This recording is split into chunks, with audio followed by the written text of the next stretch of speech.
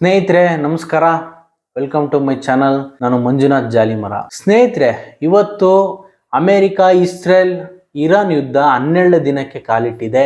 ಅದಕ್ಕಿಂತ ಮುಂಚೆ ನಮ್ಮ ಇಂಡಿಯಾದಲ್ಲಿ, ಭಾರತದಲ್ಲಿ ಏನಾಗ್ತಿದೆ ಅಂತ ತಿಳ್ಕೊಂಡ್ಬಿಡೋಣ. ಇವತ್ತು ಮತ್ತೆ ನಿನ್ನೆ ಹಲವು ಹೋಟೆಲ್ಗಳನ್ನ ಬಂದ್ ಮಾಡಿದೆ. ಯಾಕಂದ್ರೆ ಕಮರ್ಷಿಯಲ್ ಸಿಲಿಂಡರ್ ಸಪ್ಲೈ ಇಲ್ಲ ಅನ್ನೋದಕ್ಕೆ ಕಾರಣ. ಯಾಕೆಂತಂದ್ರೆ ಗೌರ್ಮೆಂಟ್ ಆರ್ಡರ್ ಮಾಡಿದೆ, ಫಸ್ಟ್ ಮನೆಗಳಿಗೆ, ಡೊಮೆಸ್ಟಿಕ್ಗಳಿಗೆ ಪ್ರಿಫರೆನ್ಸ್ ಕೊಟ್ಟು ಮನೆಗಳಿಗೆ ಸಿಲಿಂಡರ್ನ ಪೂರೈಸಿ, ಅದಾದ ನಂತರ ಕಮರ್ಷಿಯಲ್ಗೆ ಹೋಗೋಣ ಅಂತ ಅವರು ಫಿಕ್ಸ್ ಆಗಿದ್ದಾರೆ. ಇದರಿಂದ ಗ್ಯಾಸ್ ಸಮಸ್ಯೆಯಿಂದ ಏನೆಲ್ಲ ಪ್ರಾಬ್ಲಮ್ ಆಗ್ಬೋದು ಅಂತಂದ್ರೆ, ಬೆಂಗಳೂರಿನಲ್ಲಿ ಇರ್ತಕ್ಕಂಥ PGಗಳಿಗೆ ಹೊರ್ತಾ ಬೀಳುತ್ತೆ. ಅದಾದ ನಂತರ ಹೋಟೆಲ್ಗಳಿಗೆ ಯಾರು ಊರಿಂದ ಬಂದ್ಬಿಟ್ಟು ಇಲ್ಲಿ ಮನೆಯಲ್ಲೇ ಅಡಿಗೆ ಮಾಡ್ಕೊಂಡಲ್ಲೇ ಡೈರೆಕ್ಟ್ ಹೋಟೆಲಲ್ಲಿ ಊಟ ಮಾಡ್ಕೊಂಡು ಆಫೀಸ್ಗಳಿಗೆ ಹೋಗ್ತಕ್ಕಂಥವ್ರಿಗೆ ತುಂಬಾ ತೊಂದರೆಗಳಾಗುತ್ತೆ. ಅದೇ ರೀತಿ ಈ ಹೋಟೆಲ್ಗಳಲ್ಲಿ ಯಾವುದು ಈ ಚಪಾತಿ ಮತ್ತೆ ದೋಸೆ ಮಾಡ್ತಕ್ಕಂಥದ್ದು ಇದನ್ನೆಲ್ಲ ನಿಲ್ಲಿಸ್ತಾ ಇದ್ದಾರೆ. ಯಾಕಂತಂದ್ರೆ ಇದಕ್ಕೆ ತುಂಬಾ ಬೆಂಕಿ ಬೇಕಾಗುತ್ತೆ, ಉರಿ ಜಾಸ್ತಿ ಹೊತ್ತು ಈ ಹಂಚನ್ನ ಕಾಯಿಸ್ಬೇಕಾಗುತ್ತೆ ಅನ್ನೋ ಉದ್ದೇಶಕ್ಕೋಸ್ಕರ ಇದನ್ನ ಸ್ಟಾಪ್ ಮಾಡಿ ಜಸ್ಟ್ ಅನ್ನ, ರಸಮ್ಮು, ಸಾಂಬಾರು ಈ ಟೈಪಲ್ಲಿ ಅಡಿಗೆ ಮಾಡೋದಕ್ಕೆ ಹೋಟ್ಲ್ ಅವರು ಪ್ಲಾನ್ ಮಾಡಿದ್ದಾರೆ. ಇಲ್ಲಿ ಡಿಮ್ಯಾಂಡ್ ಅಂಡ್ ಸಪ್ಲೈ ಅಲ್ಲಿ ಡಿಮ್ಯಾಂಡ್ ಜಾಸ್ತಿ ಆಗ್ತಾ ಇದೆ, ಸಪ್ಲೈ ಕಡಿಮೆ ಆಗ್ತಾ ಇದೆ. ಆದ ಕಾರಣ ಇದು ತುಂಬಾ ಪ್ರಾಬ್ಲಮ್ ಆಗೋ ಒಂದು ಚಾನ್ಸಸ್ ಇರುತ್ತೆ. ನೀವು ಬೆಂಗಳೂರಲ್ಲಿ ಇರ್ತಕ್ಕಂಥ ಜನಗಳಿಗೆ ಹೇಳ್ತೀನಿ, ಫಸ್ಟ್ ಹಳ್ಳಿಯಲ್ಲಿ ಇರೋರು ಅವರು ಕಟ್ಟಿಗೆಗಳು ಸಿಗ್ತಾವ, ಹೊಲದಲ್ಲಿ ಮನೆ ಹತ್ರ ಬಂದ್ಬಿಟ್ಟು ಒಂದು ಒಲೆ ಇರ್ತದೆ ಆಲ್ರೆಡಿ, ಅವರು ಗ್ಯಾಸ್ ಇಲ್ಲ ಅಂದ್ರೂ ಅವರು ಜೀವನ ಸಾಗಿಸ್ಬೋದು. ಬೆಂಗಳೂರಲ್ಲಿ ಇರ್ತಕ್ಕಂಥವ್ರಿಗೆ ಹೇಳ್ತಾ ಇರೋದು ಏನಂತಂದ್ರೆ, ಮೊದಲಿಗೆ 1 ಅಥವಾ 2 ತಿಂಗಳಿಗಾಗುವಷ್ಟು ಮನೆಯ ಸರಕುಗಳನ್ನು ಎಲ್ಲ ತಂದಿಡ್ಕೊಂಡ್ಬಿಡಿ. ಅದೇ ರೀತಿ ಗ್ಯಾಸ್ ಅನ್ನು ಯೂಸ್ ಮಾಡಿ. ಗ್ಯಾಸ್ ಕೂಡ ಆದಷ್ಟು 1-2 ಸಿಲಿಂಡರ್ ಆಗುವಷ್ಟು 5-6 ತಿಂಗಳಿಗಾಗುವಷ್ಟು ನೀವು ಸಿಲಿಂಡರ್ಗಳನ್ನ ತುಂಬಿಸಿ ಮನೆಗೆ ಇಟ್ಕೊಳ್ಳಿ. ಅದಾದ ನಂತರ ಇನ್ನೊಂದು ಆಪ್ಷನು ಇಂಡಕ್ಷನ್ ಸ್ಟವ್, ಅಂದರೆ ಕರೆಂಟ್ ಒಲೆ ಅಂತಾರಲ್ಲ, ಅದನ್ನು ಕೂಡ ಸಾಧ್ಯವಾದರೆ ನಿಮ್ಮ ಮನೇಲಿದ್ರೆ ಓಕೆ, ಇಲ್ಲ ಅಂದರೆ ಅದೇನು ಜಾಸ್ತಿ ಬೀಳಲ್ಲ, 1,500-2 ಸಾವಿರ ಬೀಳುತ್ತೆ. ಅದನ್ನು ತೊಗೊಂಬಿಡಿ. ಯಾಕಂದರೆ ಚಿಕ್ಕ ಮಕ್ಕಳು ಇರ್ತಾರೆ, ಅವ್ರಿಗೆ ಹಾಲು ಕಾಸೋದು ಇದೆಲ್ಲ ಇರುತ್ತೆ. ಕರೆಂಟಿಂದ ಆದರೂ ಕೂಡ ಅವರಿಗೆ ಒಂದು ಆಹಾರವನ್ನು ತಲುಪಿಸ್ಬೋದು. ಇವತ್ತು ಸ್ಟ್ರೈಟ್ ಆಫ್ ಹಾರ್ಮೋಸ್ ಅಲ್ಲಿ ಏನಾಗಿದೆ ಅಂತಂದರೆ, ಇರಾನ್ನ IRGC ಕಮಾಂಡರ್ಸ್ ಏನಿರ್ತಾರೆ, 1,70,000 ಜನ ಕಮಾಂಡರ್ಸು, ಆ 33 ಕಿಲೋಮೀಟ್ರು ಹಾರ್ಮೋಸ್ ಜಲಸಂಧಿಯನ್ನ ಅವರ ಹಿಡಿತದಲ್ಲಿ ಇದೆ ಸದ್ಯಕ್ಕೆ. ಅಮೇರಿಕ ತುಂಬಾ ಪ್ರಯತ್ನ ಪಡ್ತಾ ಇದೆ ಅದನ್ನು ಮುಟ್ಗೋಲು ಹಾಕೊಳ್ಳಲು, ಬಟ್ ಇವರು ಅಷ್ಟೇ ಸ್ಟ್ರಾಂಗ್ ಆಗಿ ನಿಂತ್ಕೊಂಡಿದ್ದಾರೆ. ಯಾಕಂದ್ರೆ ನನ್ನ ಮುಟ್ಟಿದ್ರೆ ಇಡೀ ವರ್ಲ್ಡ್ ಎಕನಾಮಿನೇ ನಾನು ಚೇಂಜ್ ಮಾಡ್ತೀನಿ ಅನ್ನೋದಕ್ಕೋಸ್ಕರನೇ ಇವರು ಅದನ್ನು ಕ್ಲೋಸ್ ಮಾಡಿಬಿಟ್ಟು ಪ್ರಪಂಚಾದ್ಯಂತ 20-25% ಅಲ್ಲಿಂದನೇ ಗ್ಯಾಸ್ ಆಗಲಿ ಪೆಟ್ರೋಲ್ ಆಗಲಿ ಬರ್ತಕ್ಕಂಥದ್ದು ಅಲ್ಲಿಂದನೇ. ಯಾಕಂತಂದ್ರೆ ಅದು ಪೆಟ್ರೋಲ್ ಏನಿದೆಯಲ್ಲ, ಪೆಟ್ರೋಲ್ ಸಿಗುವಂತ ಜಾಗದಲ್ಲಿ ಅದೇನೆ ಸಂಸ್ಕರಣೆ ಮಾಡಿ ಗ್ಯಾಸ್ ರೆಡಿ ಮಾಡ್ತಾರೆ. ಕೆಲವೊಂದ್ ಕಡೆ ಡೈರೆಕ್ಟ್ ಆಗಿ ಗ್ಯಾಸ್ ಕೂಡ ಸಿಗುತ್ತಂತೆ. ನಾವು ಅವಲಂಬಿತರಾಗಿದ್ದೇವೆ. ಸಿಟಿಗಳಲ್ಲಿ ಹೆಂಗೋ ನಡೆಯುತ್ತೆ, ಸಿಟಿಗಳಲ್ಲಿ ಆ ತರ ಇಲ್ಲ, ಸಿಚುವೇಶನ್ ಫುಲ್ ಚೇಂಜ್ ಆಗೋಗುತ್ತೆ. ಈಗ ಇರಾನ್ ಏನ್ ಥಿಂಕ್ ಮಾಡ್ತಿದೆ ಅಂತಂದ್ರೆ, ವರ್ಲ್ಡ್ ಅಲ್ಲಿರೋ ಯಾವ ಕಂಟ್ರಿನೂ ನಮ್ಮ ಸಪೋರ್ಟಿಗೆ ಬರಲಿಲ್ಲ ಡೈರೆಕ್ಟ್ ಆಗಿ ಅಂತ ಹೇಳ್ತಾ ಇದ್ದಾರೆ. ಅದಕ್ಕೋಸ್ಕರ ಇವರು ಹಾರ್ಮೋಸ್ ಜಲಸಂಧಿಯನ್ನ ಕ್ಲೋಸ್ ಮಾಡ್ಕೊಂಡು ಯಾವ ಒಂದು ಶಿಪ್ ಕೂಡ ಇಲ್ಲಿಂದ ಕದಲಿದ್ರೆ ನಾವು ಟಾರ್ಗೆಟ್ ಮಾಡಿ ಹೊಡಿತೀವಿ. ಆಮೇಲೆ ಅದು ವಾಟರ್ ಡ್ರೋನ್ ಅಂತ ಹೊಸದಾಗಲಿ ಕಂಡುಹಿಡಿದಿದ್ದಾರೆ. ನಾನು ಫಸ್ಟ್ ಟೈಮ್ ನೋಡ್ತಾ ಇದ್ದೆ, ವಿಡಿಯೋ ನೋಡ್ತಾ ಇದ್ದೆ. ಆ ಡ್ರೋನ್ ಏನಂದ್ರೆ ವಾಟರ್ ಒಳಗೆ ಹೋಗ್ಬಿಟ್ಟು ಎಲ್ಲಿ ಅಡಗಿರುತ್ತೋ ಅದರಡೆಯಲ್ಲಿ ಹೋಗಿ ಬ್ಲಾಸ್ಟ್ ಆಗ್ಬಿಡುತ್ತೆ. ಅದೇ ರೀತಿ ಇವತ್ತು ಇರಾನ್ ಅವರು IRGC ಅವರು 3 ಆಯಿಲ್ ಟ್ಯಾಂಕರ್ಗಳನ್ನ ಅವರು ಬ್ಲಾಸ್ಟ್ ಮಾಡಿದ್ದಾರೆ, ಹಡಗುಗಳನ್ನ ಬ್ಲಾಸ್ಟ್ ಮಾಡಿದ್ದಾರೆ. ಅದೇ ರೀತಿ ಅವು ಯಾವ್ಯಾವು ಅಂತಂದ್ರೆ, ಮಯೂರಿ ನಾರಿ, ಮಜೇಸಿ ಅಂತ ಒಂದು ಹಡಗು, ಆಮೇಲೆ UAE 1 ಅಂತ ಒಂದು ಹಡಗನ್ನ ಅವರು ಇವತ್ತು ಬ್ಲಾಸ್ಟ್ ಮಾಡಿದ್ದಾರೆ. ಅದರಲ್ಲಿ 20ಕ್ಕಿಂತ ಜಾಸ್ತಿ ಎಂಪ್ಲಾಯಿ ಇರ್ತಾರೆ ಅಂತ ಹೇಳಲಾಗ್ತಿದೆ. ಅದು ಏನು UAE ನಾರಿ ಅಂತ ಇಲ್ಲ, ಅದು ನಮ್ಮ ಭಾರತದ ಗುಜರಾತಿಗೆ ಬರ್ತಕ್ಕಂಥ ಒಂದು ಹಡಗಾಗಿರುತ್ತೆ. ಥೈಲ್ಯಾಂಡ್ ದೇಶಕ್ಕೆ ಸೇರಿದಂತ ಹಡಗು ನಮ್ಮ ಇಂಡಿಯಾಕ್ಕೆ ಅದು ಸಪ್ಲೈಯಿಂಗ್ ಮಾಡ್ತಕ್ಕಂಥ ಒಂದು ಹಡಗದು. ಅದು ಅವನು ಇಂಡಿಯಾ ಬಾವುಟ ಹಾಕಿದ್ನೋ ಅಥವಾ ಏನ್ ಥೈಲ್ಯಾಂಡ್ ಬಾವುಟ ಹಾಕಿದ್ನೋ ಗೊತ್ತಿಲ್ಲ. ಅವ್ರು ಇರಾನ್ ಅವ್ರು ಅಟ್ಯಾಕ್ ಮಾಡಿದ್ದಾರೆ, ಇಂಜರಿ ಆಗಿದೆ, ಅದು ಮುಳುಗೋ ಚಾನ್ಸಸ್ ಇದೆ. 20 ಜನ ಇಂಜರಿ ಆಗಿದ್ದಾರೆ ಅಂತ ಹೇಳಲಾಗ್ತಿದೆ.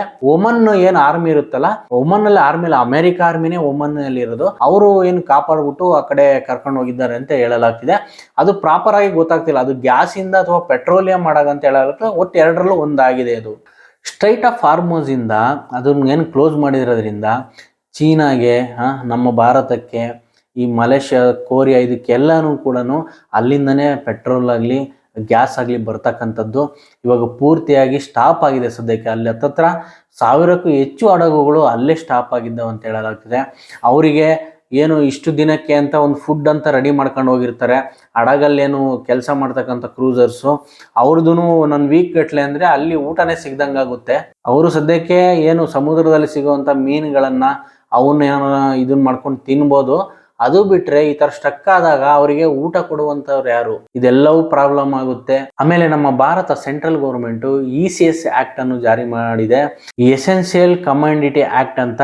ಇದು ಯಾವ ತರ ಅಂತಂದ್ರೆ, ಇವಾಗ ಗ್ಯಾಸ್ ನೀಡೇಬಲ್ ಇದೆ, ಇದನ್ನ ಸ್ಟೋರೇಜ್ ಮಾಡ್ಕೊಳ್ಳಂಗಿಲ್ಲ, ಎಷ್ಟು ಬೇಕೋ ಅಷ್ಟೇ ಸ್ಟೋರೇಜ್ ಮಾಡ್ಕೊಬೇಕು. ಅಕಸ್ಮಾತ್ ಡಿಮ್ಯಾಂಡ್ ಕ್ರಿಯೇಟ್ ಮಾಡಲು ಅಥವಾ ಅಮೌಂಟ್ ಹೆಚ್ಚಿಗೆ ಇದು ಮಾಡಲು ಇನ್ನೊಂದು ದಿವಸ ಇದ್ಬಿಟ್ರೆ ಜಾಸ್ತಿ ಅಮೌಂಟ್ ಬರುತ್ತೆ, ನನಗೆ ಇವತ್ತು 1000 ರೂಪಾಯಿಗೆ ಹೋಗುವಾಗ 2000 ರೂಪಾಯಿಗೆ ಸಿಗುತ್ತೆ ಅಂತ ಏನಾದರೂ ಅವನೇನೋ ಸ್ಟೋರೇಜ್ ಮಾಡಿಕೊಂಡ್ರೆ ಅವನ ಮೇಲೆ ಕಠಿಣ ಕ್ರಮ ತೆಗೆದುಕೊಳ್ಳುತ್ತೆ ಅಂತ ಹೇಳ್ಬಿಟ್ಟು ನಮ್ಮ ಏನು ಪೆಟ್ರೋಲಿಯಂ ಸೆಂಟ್ರಲ್ ಮಿನಿಸ್ಟರು ಮಾತನಾಡಿದ್ದಾರೆ. ಇವಾಗ ಸದ್ಯಕ್ಕೆ ನಾವು ರಷ್ಯಾದಿಂದ ಪೆಟ್ರೋಲನ್ನು ಖರೀದಿ ಮಾಡ್ತೀವಿ ಮತ್ತು USA ಇಂದ ಗ್ಯಾಸ್ ಮೆಟೀರಿಯಲ್ ಕೂಡ ಖರೀದಿ ಮಾಡ್ತೀವಿ. ಬಟ್ USA ತುಂಬ ದೂರ ಇದೆ, ನಮಗೆ 12,000 ಕಿಲೋಮೀಟರ್ ದೂರದಲ್ಲಿದೆ. ಅದೆಲ್ಲ ನಮಗೇನು ಕಾಸ್ಟ್ ಜಾಸ್ತಿ ಆಗುತ್ತೆ. ಇದೇ ಹತ್ರ ಇದ್ದಿದ್ದು ನಮಗೆ ಪಾಕಿಸ್ತಾನದ ಪಕ್ಕದಲ್ಲೇ ಇರೋದು. ಯಾಕಂದ್ರೆ ಮೊದಲು 1948ಕ್ಕಿಂತ ಮುಂಚೆ ಪಾಕಿಸ್ತಾನನು ನಮ್ಮ ದೇಶ ಕಣ್ರಿ. Divide and rule, British divide and rule ಮಾಡಿದ್ರಲ್ಲ, ಆವಾಗ ಅದು ಪಾಕಿಸ್ತಾನ ಹೊರಗಡೆ ಹೋಯ್ತು. ಅದಕ್ಕಿಂತ ಮುಂಚೆ ಇರಾನು ಮತ್ತೆ ಭಾರತ ಬಾರ್ಡರ್ಗಳನ್ನು ಹಂಚಿಕೊಂಡಿತ್ತು. ಇವಾಗ ಸೆಂಟ್ರಲ್ ಗೌರ್ಮೆಂಟಿಗೆ ಒಂದು ದೊಡ್ಡ ತಲೆನೋವಾಗಿರೋದಂತಂದ್ರೆ ಈ ಗ್ಯಾಸಿಂದು ಅಡಿಗೆ ಐಟಮ್ಗಳು ಇದರಿಂದನೇ. ಯಾಕೆಂತಂದ್ರೆ ಪಂಚರಾಜ್ಯ ಚುನಾವಣೆ ಕೂಡ ಹತ್ತಿರದಲ್ಲಿದೆ. ಏಪ್ರಿಲ್ನಲ್ಲಿ ಯಾವುದಂದ್ರೆ ತಮಿಳ್ನಾಡು ಇದೆ, ಕೇರಳ ಇದೆ, ವೆಸ್ಟ್ ಬೆಂಗಾಲ್ ಇದೆ, ಇನ್ನು 2 ಸ್ಟೇಟಲ್ಲಿ ಎಲೆಕ್ಷನ್ ಇದೆ. ಆದ ಕಾರಣ ಇವರು ಸಡನ್ನಾಗಿ ರೈಸ್ ಮಾಡಿದರೆ ಈ ಜನರಲ್ಲಿ ಆಪೋಸಿಟ್ ಆಗ್ತಾರಂತ ಇದನ್ನು ಸ್ವಲ್ಪ ಮರೆಮಾಚ್ಬೋದು. ನೀವು ಏನೇನು ಪ್ರಿಕಾಕ್ಷನ್ ತಗೋಬೇಕು ನಿಮ್ಮ ಫ್ಯಾಮಿಲಿಗೆ ತಗೊಂಬಿಡಿ ಇವಾಗಲೇ.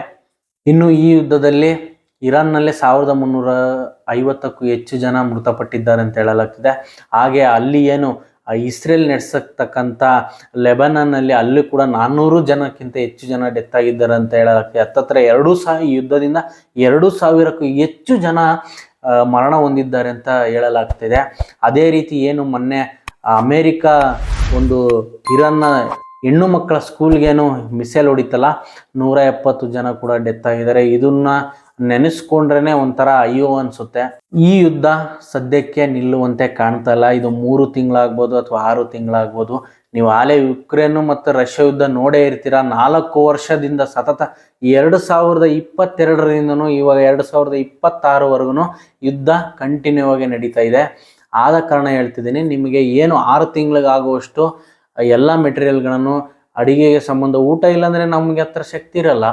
ನಮಗೆ ಊಟ ಮುಖ್ಯ ಆಗುತ್ತೆ, ಡೈಲಿ ಬೆಳಗ್ಗೆ ಎದ್ದು ಊಟ ಬೇಕಾಗುತ್ತೆ. ಆದ ಕಾರಣ ಗ್ಯಾಸ್ ಸಂಬಂಧ ಮತ್ತು ನಿಮಗೆ ಅಡುಗೆಗೆ ಏನೇನು ಬೇಕು ಮೆಟೀರಿಯಲ್, ದವಸ ಧಾನ್ಯಗಳನ್ನೆಲ್ಲ ತೊಗೊಂಡು ಬಂದು ಇಟ್ಕೊಳ್ಳಿ. ಇನ್ನೂ ಇವು ರೇಟ್ ಆಗುವ ಚಾನ್ಸಸ್ ಇದೆ, ಅದಕ್ಕೋಸ್ಕರ ಹೇಳ್ತಾ ಇದ್ದೀನಿ. ನಾನು ಇವತ್ತು ನಾನು ಪರ್ಸ್ನಲಾಗಿ ಹೇಳ್ತೀನಿ, ನನ್ನ ಫ್ಯಾಮಿಲಿ ನಾವು ಇವತ್ತು ಗ್ಯಾಸನ್ನು ತೊಗೊಂಡ್ಬಂದಿಟ್ಟೆ. ಮನೆಗೆ ಬೇಕಾದಂಥ ಮೆಟೀರಿಯಲ್ಗಳನ್ನು ಸಹ ತಂದಿಟ್ಟಿದ್ದೇನೆ. ನನಗೆ 2 ರಿಂದ 3 ತಿಂಗಳವರೆಗೂ ಬೆಂಗಳೂರಿನಲ್ಲಿ ನನಗೇನು ತೊಂದರೆ ಇಲ್ಲ. ಟ್ರಂಪ್ ಒಂದು ರೀತಿಯಲ್ಲಿ ಹಿಂದೆ ಹೆಜ್ಜೆ ಇಡ್ತಾ ಇದ್ದಾರೆ ಅನ್ನೋ ಮಾತು ಕೇಳಿಬರ್ತಾ ಇದೆ. ಯುದ್ಧ ನಿಲ್ಲಿಸುವ ಒಂದು ಮಾತುಗಳನ್ನು ಆಡ್ತಾ ಇದ್ದಾರೆ.